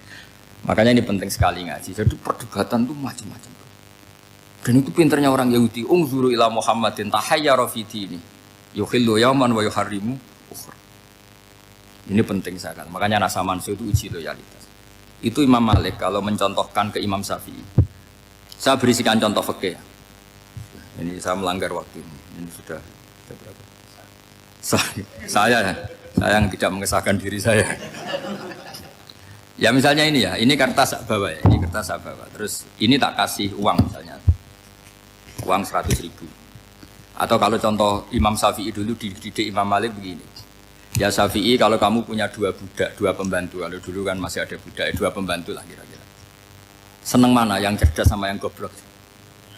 Seneng yang cerdas. Kalau yang nurut sama yang bantahan, seneng yang nurut. Lah yang nurut itu yang goblok. Makanya tinggal dibalik saja. Kamu tak beda ya. Seneng mana punya istri yang cerdas apa yang goblok? Coba jawab. Atau ibu-ibu mbak-mbak ini, seneng mana punya suami yang cerdas atau yang goblok? Kalau cerdas gak bisa diakali, tapi goblok nurut tapi ya kadang di sini kan dengan di sini. Nah, itu kan antar manusia. Masalahnya kita menghadapi Allah Subhanahu wa taala yang semua kita pasti bodoh. Kita menghadapi Allah Subhanahu wa taala yang semuanya kita pasti bodoh. Allah jelas ngendikan wa kanal insanu dzaluman jahula. Manusia itu banyak dolimnya. Dolim itu sifat mubalaghah. Kalau orang dolim sekali dolim, kalau sering zalum, kalau jahil biasa jahil, kalau banget jahili jahul. Bahasa Arab kan gitu memang. Ghafir, pengampun biasa. Kalau ghafur selalu mengampuni. Syakir, makanya sifatnya Allah Ta'ala ikut wazan fa'ul semua. Ghafur, syakur. Atau diikutkan wazan fa'al. Kalau goblok biasa jahil, goblok banget jahal kan itu. Kafir biasa kafir, kalau kafir banget kafar. Ya, jadi wazan balaghah itu bisa fa'al, bisa fa'ul ya. Kafirin kafar atau kafur, paham ya? Malah ngaji nahwu. Ya tapi ini memang perangkatnya ya. Ini kan perang mau tidak mau. Makanya misalnya Allah tidak suka kulla kafarin banget kafir ya, Pak? Paham ya? Kulla khawanin banget khianate. Kalau khain khianat biasa, kalau khawan sering khianat. Lah manusia itu kata Allah apa? Zaluman, wis banget dolime, banget bodoh. Itu kalau yang ngarang hikam mencontohkan tuh gini, manusia itu pas bener saja salah, apalagi pas salah. Jadi manusia itu kata Imam yang ngarang hikam itu, man itu kanat mahasinhu masawiyah, fakih fala takunu masawihi masawiyah. Ketika baik saja buruk, apalagi ketika buruk. Coba kalau ada orang dermawan sama teman-temannya, tanyakan istrinya, duit dihambur-hambur, disikno konco ngalono bojo, mesti gitu. Teman yang sering silaturahim ke teman-temannya, kata temannya baik, senang silaturahim. Tanyakan istrinya, oh meninggali wong. Jadi manusia pas baik saja ada buruknya. Apalagi pas buruk. Makanya dulu bapak saya ngajarin saya, istiqomah ya apik ya. Tapi kadang-kadang nak keterusan itu ora istiqomah ngangkangi. Orang dia tidak punya kesempatan. Misalnya ada imam masjid, imami terus sampai tua, sampai mau mati. Itu istiqomah apa tidak memberi peluang yang lain? Tidak jawab saja. Jadi itu manusia, jadi pas baik saja buruk, apalagi pas buruk. Kayak saya gini di sini ngajar baik, tapi saya ada sopannya harus di atas. Padahal banyak orang sepuh, ada Pak On, ada beberapa yang kan terpaksa nggak sopan. Tapi sama yang nyuruh, berarti sama yang dosa. Kemarin saya minta di bawah supaya ganjaran saya utuh, ini gara-gara begini ganjaran saya ini agak terkredit terdebat itu karena itu. Saya teruskan. Jadi manusia itu punya sisi itu karena manusia itu dzalum dan apa jahul. Wa kanal insanu dzaluman. Problemnya ini ngadepi Allah yang selalu pinter, yang kita selalu bodoh. Misalnya gini, kamu ditanya Allah. Ini contohnya Imam Malik. Ikla hadi sokhroh fa inna tahtaha dhahaban. Coba bongkahan batu itu kamu angkat, di bawahnya ada emas. Lalu budak yang pinter berlogika, oh disuruh buka itu karena ada emas toh. Berlogika. Kalau budak yang goblok enggak, ya disuruh ya diangkat saja. Ada emas apa enggak karena perintah ya diangkat. Yang satu nurut karena perintah, yang satu nurut karena ada emas, ada sesuatu. Logikanya suatu saat Tuhan tuh hanya bilang gini dok, ikla hadis sokhroh, batu itu angkat. Yang nurut yang goblok permanen tadi kan langsung ngangkat. Yang pinter, ini ada apa lagi Gusti kok harus diangkat? Ya gak ada apa-apa, nyuruh saja kata Allah gitu. Oh ada bisa, sesuatu harus ada alasannya. Itu kira-kira mangkel loh agak. Oh mangkel. Nah, logikanya manusia seperti itu. Makanya dua murid pinter, di rakyat pinter, presiden ya susah mesti demo. Goblok ya susah sini-sini uang. Ini kan nggak ada pilihan. Memang manusia itu nggak ada pilihan. Nah sekarang masalahnya gini di fikih ini saya kembali lagi ke fikih. Pertanyaannya secara fikih begini. Misalnya iddah. Iddah itu seorang perempuan ditinggal mati suaminya atau ditinggal atau cerai. Itu kan ada namanya apa? Iddah. Iddah itu memastikan apa tujuannya? Memastikan rahim itu steril dari mani atau sperma zaut awal.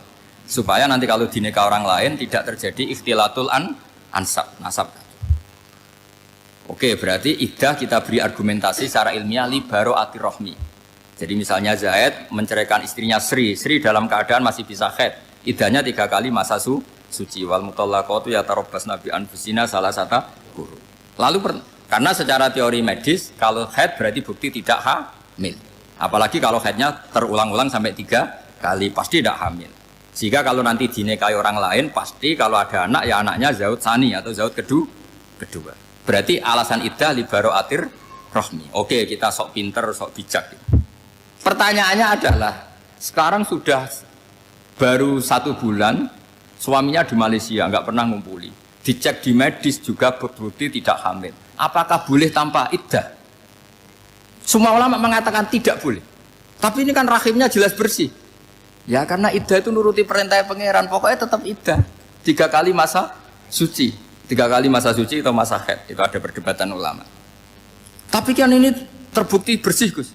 Meskipun terbukti bersih, kata Allah harus iddah 3 bulan atau berapa? Kira-kira 3 bulan, 4 bulan ya tetap harus iddah. Kemilih mana? Sok pinter, Gusti. Berhubung ini, pangeran buat terang gitu. Berhubung.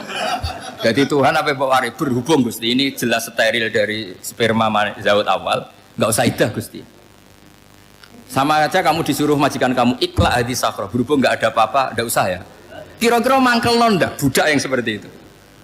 Mangkel. Maka dibutuhkan kebodohan dalam beragama. Betul itu memang. Makanya Nabi itu unik pernah bilang itu gini. Aksaru ahli jannah al-buhu. Aki-aki penduduk swarga itu al-buhu wong goblok-goblok. Maksudnya goblok yang jenis ini bukan goblok betulan maksudnya. Maksudnya goblok jenis ini itu ya tetap pinter, tapi pinternya dibuang pura-pura goblok demi sami'na. Jadi saya misalnya kok pinter dan goblok tadi sekaligus, pinter dan goblok. Ya bah ikla hadis sokhroh fa inna tahta hadapan. Tak angkat karena saya tahu di bawah ada emas. Tapi di hati saya sajane ya mergo perintah. Suatu saat kalau disuruh Allah ikla hadis sokhroh, perintah ya tak angkat ya sudah. Jadi ya pinter ya goblok. Saya tahu namanya perintahnya Allah pasti ada hikmahnya. Hikmahnya iddah adalah li baro'atir rohmi. Tapi hikmahnya jadi kawula adalah nurut perintah Allah, cek tahu alasannya maupun tidak. Lah di sini ada illatul hukmi untuk membangun kecerdasan, tapi ada loyalitas untuk membangun ubudi. Ya, bahwa kita ini kawula roh tetap loyal. Makanya tadi pagi saya cerita Sayyidina Umar. Sayyidina Umar kayak apa cerdasnya? Tapi tetap ubudi ya. Yaitu Rasulullah SAW sering dibully orang kafir. Muhammad itu gaya-gaya nantok. Wong ora oleh nyembah berhala, ora oleh nyembah watu, jebule dekne nyembah Hajar Aswad. Karena dilihat dari jauh kan tetap nyium Hajar Aswad. Coba kalau kamu lihat dari jauh, kamu sujud dari jauh kan kayak sujud sama batu. Makanya Sayyidina Umar karena orang kafir masih cara berpikir gitu, tiap nyium Hajar Aswad itu komentar gedumel itu. Alim tu annaka hajarun la tadurru wa la tanfa. Walau la anni ra'aitu Rasulullah qabbalaka ma qabbal. Aku roh nak kowe watu ya ora mandoroti ora manfaati. Kalau saja saya tidak melihat Nabi nyium kamu, saya tidak sudi nyium kamu. Jadi tidak berdoa doa mustajab itu tidak gerutu. Karena apa? Umar tahu ini masalah secara tauhid. Kalau saya doa depan Hajar Aswad nanti dikira syirik karena berdoa di depan batu. Tapi kalau saya tidak nyium nyulayani sunnah Rasul yaitu nyium Hajar wis tengah-tengah nyium sambil gerutu itu sudah kompromi. Ya nyium tapi gerutu. Kayak apa? Makanya ya cerdas tapi ya goblok tadi ya cerdas. Itu uniknya Rasulullah. Jadi muji orang pintar ya sudah langit. Tapi Nabi pernah dalam satu hadis mengatakan aksaru ahlil jannah al-bulbu. Aki-aki penduduk swarga itu orang bodoh. Artinya orang bodoh itu bukan bodoh betulan. Dia meninggalkan akalnya demi loyalitas ubudiyah. Nah, untuk menutup sesi ini terakhir betul, tak tutup setelah ini selesai. Untuk menutup itu bukti begini, perang Badar itu perang yang nggak mungkin dimenangkan umat Islam karena orang kafir itu 1000 dengan pasukan full dengan peralatan perang full. Rasulullah itu tahun kedua Hijriah itu pasukannya hanya 313. Itu pun pedang itu untuk orang 5 itu hanya ada pedang 1. Jadi kalau mau dibaca orang sih kamu nilai pedangnya aku. Itu kan nggak kebayang perang dalam keadaan seperti itu. Jadi mesti kalah, orang kok mungkin kalah mesti. Tapi Nabi tetap bilang saya ini disuruh Allah perang, ya harus berangkat. Yaitu perang Badar. Kata para sahabat ya Rasulullah ini nggak masuk akal, sudah nggak usah perang ini nggak masuk akal, mau setor nyawa. Sudah gitu dadaan, nggak ada persiapan. Lucunya apa? Sahabat itu ketika Nabi tetap berangkat. La akhrujanna walau waqti. Nabi menginginkan saya tetap berangkat meskipun sendi. Setelah Nabi berangkat sekian meter tuh sahabat ikut semua. Kata Nabi, "Lah kamu kok ikut?" "Ya ikut saja. Kata kamu mesti kalah." "Ya anggap saja setor nyawa." Demi loyalitas pada jenengan. Itu makanya nggak ada periode sebaik periode sahabat. Tapi yang gerutunya jalan. Karena gerutu ini bawaan ilmiah. Makanya kita loyal sama presiden, tapi yang nggak cocok ya gerutunya jalan. Tapi bawaan mencintai Indonesia tetap jaga stabilitas. Itu bawaan cinta Indonesia, bukan cinta pejabatnya kadang. Gerutunya jalan, tapi bawaan loyal sama Indonesia tetap mengaku. Bawaan loyal sama Rasulullah tetap ikut perang, bawaan akal karena nggak masuk akal ya gerutu. Dan itu uniknya Quran itu mengapresiasi itu dan dianggap nggak masalah. Saya bacakan ayatnya. Kama akhrajaka rabbuka min baitika bil haqq wa inna fariqam minal mu'minina lakarihun yujadilunaka fil haqqi ba'dama tabayyana ka'annama yusaquna ilal mauti wa hum yanzurun. Peristiwa Badar ada peristiwa kamu itu keluar untuk perang. Sahabat kamu ngikuti, tapi mereka lakarihun, enggak senang sebetulnya. Karena enggak masuk akal. Ya gremeng tapi ya derek. Yujadilunaka fil haqq, mereka mendebat kamu dalam kebenaran. Jadi ya Rasulullah wong perang kawan kalah jenengan lakoni alasane nopo? Lah kok melok? Ya saya harus ikut jenengan Nabi. Itu unik. Kalau orang sekarang mana mau, kalau gak masuk akal gak mau melakukan. Coba misalnya istri kamu belajarnya dikurangi, anggap saja petualangan latihan hidup di masa lalu, gak mau. Padahal petualangan itu hal yang indah. Petualangan itu kan hal yang indah, kan gak mau. Oh ngirit ayo alasan. Tapi lucunya kalau dijak camping bermiskin-miskin di hutan mau. Karena karepe dhewe, tapi suami yang ngongkon. Ayolah seminggu ini kita model miskin, anggap saja petualangan masa lalu. Enggak mau. Karena pinter, apa? Coba kalau bodoh. Ya ngono ya apa-apa Mas. Tapi resiko anak bodoh, pas kamu sakit ya dibiarin. Karena dia melihat sakit kan biasa, namanya manusia. Jadi makanya ini pilihannya susah, hidup itu masih susah makanya ini.